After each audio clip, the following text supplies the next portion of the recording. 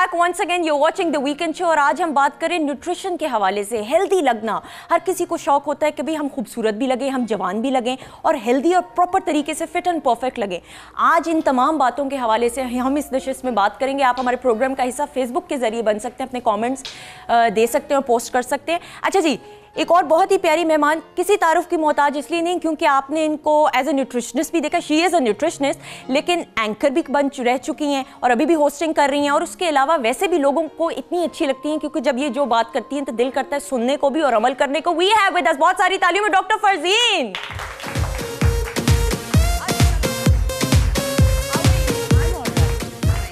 जी please आइए।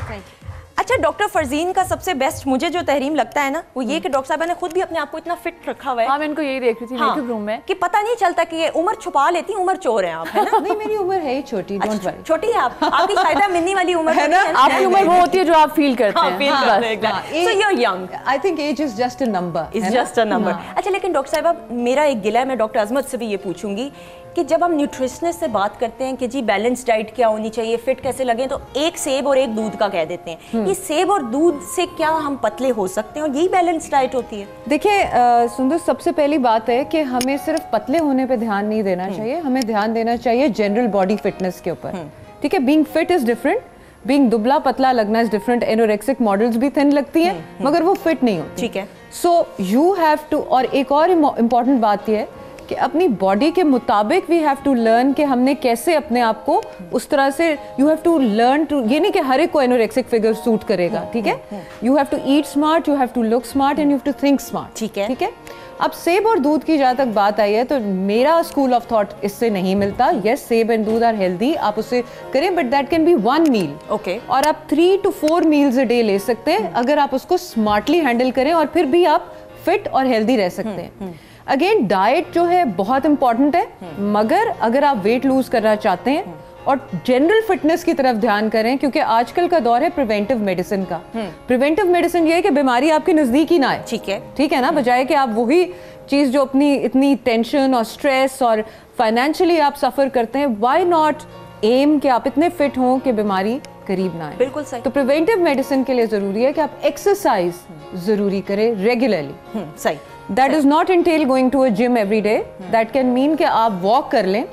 कई ऐसे खवातीन सवाल करती हैं, जी हम तो घर के सारे काम करते हैं। यही इसी तरफ आने लगी थी। हाँ, कि घर के काम mind then, हाँ जी, हाँ, you're an astrologer, spiritual leader also, spiritual leader है। लेकिन डॉक्टर साहब देखिए, घर के काम करना, आप अगर टाकी आपने लगा ली, थोड़ा सा पोछा लगा लिया, बाहर वेस्टर्न ममालिक में भी अगर आप 80 साल खवातीन को भी देखें तो they are so active and they are far better, more active as compare to हमारे यहाँ पे जो बुजुर्ग खवातीन होती हैं। तो वो क्यों नहीं एक्सरसाइज के हिस्से में आते? देखिए, वो एक्सरसाइज के इसलिए कि बॉडी को तकरीबन 20 मिनट का एक जोड़ चाहिए जिसको हम कहते हैं वर्कआउट। ठीक है, सो आपने वर्कआउट को एक्टिविटी से सेपरेट करना है। ठीक है, you can be active but that's not a workout. Workout के लिए कहते हैं, अच्छा, और एक और सुंदर बहुत इंपॉर्टेंट बात कि जब हम एक्सरसाइज करते हैं, द फर्स्ट 25 मिनट्स आपके कार्बोहाइड्रेट्स बर्न हो रहे होते हैं। ठीक है, एंड द नेक्स्ट जो भी आप इन्वेस्ट करोगे दैट्स द फैट्स। ओके, तो 20 मिनट बाद हमें सांस चढ़ जाता है, हम कहते हैं यार खुदा के लिए को पानी दो, कहीं बैठा दो, कुछ करो प्लीज, अब क्या करें। ठीक है, बड़ी डॉक्टर ने कहा था वॉक कर ली,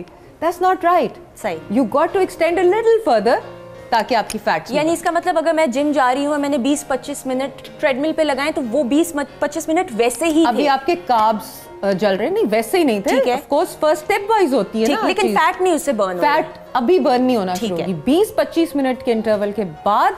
ठीक, then the fat stores come into play. ठीक, एंड उसके बाद होगा। so 40 to 45 minutes 40 to 45 is perfect. Is perfect every day. Every day. Doctor साहब, बैलेंस डाइट कहने को बड़ा आसान है, मैं तो ये खाता हूँ ब्राउन ब्रेड, तो मैं बगैर जर्दी वाली अंडे खा लेता हूँ। ये बैलेंस डाइट से मुराद क्या होती है? और ख़ास तौर पे जिस तरह तहरीम से भी मैं बात करी थी, जो क्रैश डाइट्स का प्रोग्राम आना शुरू है, कोई पाउडर होता है जिसको आप मिलाते हैं पानी में या दूध में और 10 दिन में 15 दिन में पतले हो गए। थोड़ा सा इस हवाले से बताएं कि इसके क्या साइड इफेक्ट्स हो सकते हैं? सबसे बड़ी बात तो जी मेरे ख्याल में ऐसी डाइट्स बेचना जो कि 15 दिनों में वेट लॉस करें, ये तो क्रिमिनल है और इस पर किसी को एक्ट करना चाहिए।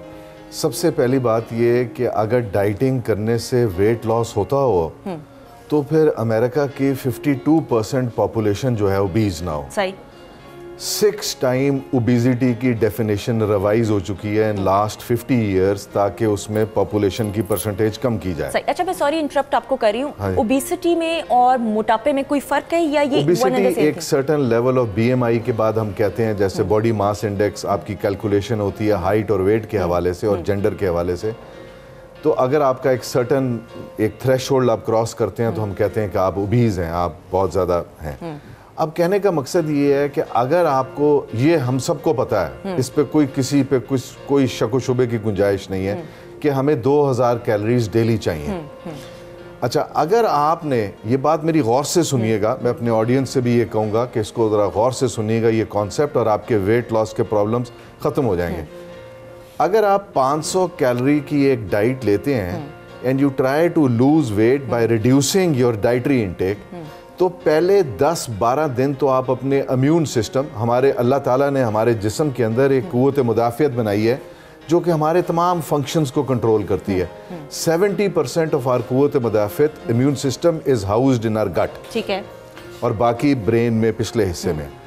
जैसे ही इम्यून सिस्टम को आपने फूल किया 10 दिन, उसने 2000 कैलोरीज बर्न की, आपने 500 खाई, आपका 2, 4, 5 kilo depending upon your BMI आपका वेट लॉस हो गया, आप बड़े खुश हो गए। मगर जैसे ही आपके इम्यून सिस्टम ने ये रियलाइज किया कि मुझे बेवकूफ़ बनाया गया है और मैं 2000 कैलोरीज बर्न कर रहा हूँ और मुझे मिल रही 500 है, तो उसको ये नहीं पता कि आप बाय विल कर रहे हैं। सही सही। वो एक फैमिन मोड में चला जाता है। वो ये समझता है कि बाहर कहत पड़ा हुआ है और आपको खाना पीना नहीं मिल रहा, और आपकी बॉडी एक फैट बर्निंग एंजाइम बनाती है जिसको हम लेप्टिन कहते हैं, LEPTIN। ठीक है। वो फैट बर्निंग एंजाइम बनाना बंद कर देती है, ओके, और उसके बाद fat and water storage enzyme बनाना शुरू कर देती ठीक है। पहले 10-12 दिन वेट लॉस होगा, उसके बाद जितना गेन किया है, जितने आप यानी कि अनहेल्दी हैं, गैर सेहतमंद हैं, उतना वेट लॉस हुआ है, उतना ज्यादा गेन हो। 5 किलो लूज किया है तो एक्सपेक्टेड है कि 8 किलो आप गेन करेंगे। अच्छा, उससे ठीक ठीक। उसकी वजह क्या है? कई लोग आते हैं और वो कहते हैं मैंने 15 दिन किया, वेट लॉस किया और मुझे 5 किलो वेट लूज हुआ, और अब तो मैंने 500 कैलोरीज भी खानी छोड़ दी, मैं तो 5-7 दिनों से पानी पी रहा हूँ, सिर्फ लिटरली पानी, लिक्विड डाइट भी होती है, लिक्विड ले रहा हूँ। उसके बावजूद body does not let go of water, वो समझती है आप कहत से गुजरे हैं। अब अल्लाह का बनाया हुआ वेट लॉस का निजाम क्या है, हमें ये भी पता होना चाहिए। कई लोग, मैं 4000 कैलोरीज एक दिन में लेता हूँ, I have lots of mental. मैं सॉरी बात काट रही हूँ, आप हो गई, डॉक्टर फरजीन हो गए, ऑब्वियसली आप तो रिसर्च वाले लोग हैं, लेकिन ये 4000 कैलोरीज मुझे कैसे पता चलेगा कि मैंने आज पराठा खाया, अंडा खाया है, दूध पिया, तो कैलोरीज कितनी होंगी? इसमें कुछ जानने की जरूरत है। इसमें जानने की जरूरत ये है कि हमने, हमारी ऐसी हैबिट्स होनी चाहिए, हमारी ऐसी डाइटरी चॉइसेस होनी चाहिए कि अल्लाह का बनाया हुआ जो वेट लॉस का हमारी बॉडी का निजाम है, हम उसको फैसिलिटेट करें। ठीक है। अच्छा, अब आपकी भी बच्ची हैं, आपकी एक बच्ची है माशाल्लाह, और सब काफी ऑडियंस लोगों के बच्चे होंगे। आपने देखा होगा, आप 1-2 साल के बच्चे को जब रात को सुलाएं, सर्दी के दिन हो खूब, तो जैसे ही बच्चा सोता है तो उसके पसीने बहने शुरू हो जाते हैं। बिल्कुल ऐसे ही होता है, बिल्कुल। और जितनी मर्जी ठंड हो, आप मरी में चले जाएं, कमरे का हीटर बंद है, बच्चा सोया, उसके पसीने बहने। मेरी बच्ची कंबल नहीं रात को लेती और मैं सर पकड़ के बैठी होती हूं। अच्छा, अब आप ये बताइए कि ये क्या वजह है? वजह ये है कि बॉडी कैलोरीज कंजर्व करके रखती है till the later part of the day, energy को कंजर्व करके रखती है। बच्चे ने कब हंसना है, कब भागना है, कब रोना है, कब दाड़े मारनी है, कब उसने छलांगे मारनी है, उसको कब एनर्जी चाहिए हो। जब बच्चा सो जाता है और एनर्जी के रिजर्व जो पड़े हुए हैं, जो बाद में हम लोगों के अंदर, बड़े लोगों की उम्र में वो फैट में कंजर्व हो, तब्दील हो जाते हैं, वो सुबह बच्चे को एक फैटी स्टूल आता है। सो इसका मतलब हमारी बॉडी में ऐसे न्यूट्रिएंट्स मौजूद होने चाहिए कि अगर हम अपनी रिक्वायरमेंट से ज्यादा खा लें तो सुबह हमें एक फैटी स्टूल आए। इसके लिए 3 चीजें चाहिए हमारे जिस्म को। ठीक है। These are called, 3 नहीं 5-6 चीजें हैं, एक कैटेगरी ऑफ न्यूट्रिएंट्स है। इसको कहा जाता है एसेंशियल फैटी एसिड्स। ठीक है, जो खाने ही जरूरी है, मस्ट है। नहीं, मसलन वो कहाँ से मिलते, कहाँ से? कोलू तो लोग जानते होंगे, कोलू का तेल जो ये गाँव वगैरह में एक्स्ट्रा वर्जिन ऑलिव ऑयल जैसे है, यानी कि नॉट रिफाइंड ऑयल। अब तो शहरों में भी बड़े बड़े सुपरमार्केट्स में मिल रहे होते हैं जी, एक्स्ट्रा वर्जिन ऑलिव ऑयल मिल रहा होता है, एक्स्ट्रा वर्जिन मस्टर्ड ऑयल मिल रहा है, तोरिए का तेल मेरा फेवरेट है, यू नो, जिसको रेप सीड ऑयल कहते हैं। एक्सपेंसिव भी होते हैं ना, लोगों की तरह निकल जाता है कि इतना महंगा कैसे खरीदें। आपको मैं बताऊं कि मैं कोलू से तेल निकलवाता हूं, मेरे घर में तमाम कुकिंग जो है इस कोलू के तेल में होती है, और वो 200 रुपए का किलो है, और मैं 20 किलो मंगवाता हूँ 4-5 महीने के लिए। ठीक है, उसमें हर किस्म की फ्राइंग की जाती है। मजाल है जो हमारी एक इंच भी वेस्ट गेन हो। सो उसमें ऐसे एसेंशियल फैटी एसिड्स हैं जो रात को आपका वेट लॉस फैसिलिटेट करते हैं। ठीक है। अच्छा, अब हम जोर लगाएं जिम में जाके, तो आप अपनी बॉडी पे बहुत ज्यादा स्ट्रेस क्रिएट करते हैं। You create a lot of stress on you when you try to burn fat by gymming and stuff. मैं ये कहता हूँ कि आपका एक्टिव लाइफस्टाइल होना चाहिए, सेडेंटरी लाइफस्टाइल नहीं होना चाहिए, और आपको कार्डियोवैस्कुलर एक्सरसाइजेज जरूर करनी चाहिए। मसलन आपको सर्कुलेशन के लिए आपको करनी चाहिए, स्ट्रेचिंग करनी चाहिए, आपको योगा करनी चाहिए, आपको ब्रिस्क वॉक्स करनी चाहिए। मैं वेट्स के बेइंतहा खिलाफ हूँ। वाई? बिकॉज जब आप वेट्स उठाते हैं, जो डंबल्स होते हैं, जो डंबल्स वगैरह होते हैं, तो होता ये है कि आपकी body secretes a substance called endorphins. ठीक है। ये गुड फील गुड हार्मोन्स होते हैं। You want to do more and more and more, और because you feel good after that. अब चक्कर ये है कि जब आप बहुत ज्यादा एक्सरसाइज करते हैं तो आपकी बॉडी की प्रोटीन की रिक्वायरमेंट स्काई रॉकेट कर जाती है। ठीक है। Your body starts cannibalising you from inside. मैंने अक्सर देखा है कि हेल्थ प्रोफेशनल्स वो लोगों को कहते हैं कि जी हाँ, आपका वेट बहुत ज्यादा, वेट कम करें, बस जी आप डाइटिंग करें, और एक स्लाइस सुबह खा लें, और एक आप ग्रेप फ्रूट खा लें, और एक शाम को खा लें, और अपनी तबाही और अपने डेथ वारंट पे खुद कर दें। इससे बेहतर है जाके कब्र के अंदर पैर लटका के बैठ जाएं और कहें कि जी ये या किसी को क्या आपको टांग मार के गिरा दे। यानी कि दिस इज सो सिली। आप अपने, it is not the quantity of food we should be counting. लेकिन डॉक्टर साहब हम एक ब्रेक लेंगे, फिर ब्रेक में क्वालिटी ऑफ फूड। लेकिन डॉक्टर साहब वो जो डंबल्स हैं, जब आप सलमान खान की बॉडी देखेंगे, जब आप जॉन अब्राहम को देखेंगे, वो डंबल्स वगैरह करते हैं, तो हमारा बेचारे जो पाकिस्तानी भाई हैं वो देखें, उन चेहरों पे भी पता चल रहा है। आप तो रहने दें, आप इस सदी में तो नहीं आप पतले हो सकेंगे, इन पे भी हम आएंगे, इनका भी एक डाइट प्लान डॉक्टर फरजीन हमने बनाना है।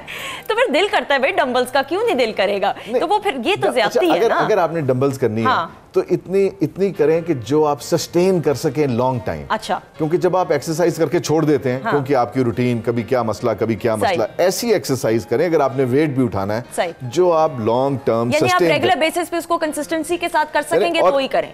लेवल ऑफ इंटेंसिटी उसका लो रखें। ठीक है। अच्छा, एक ब्रेक लेंगे, ब्रेक के बाद मजीद बहुत सारी बातें होंगी, कहीं मत जाएगा। Stay tuned, keep watching the weekend show.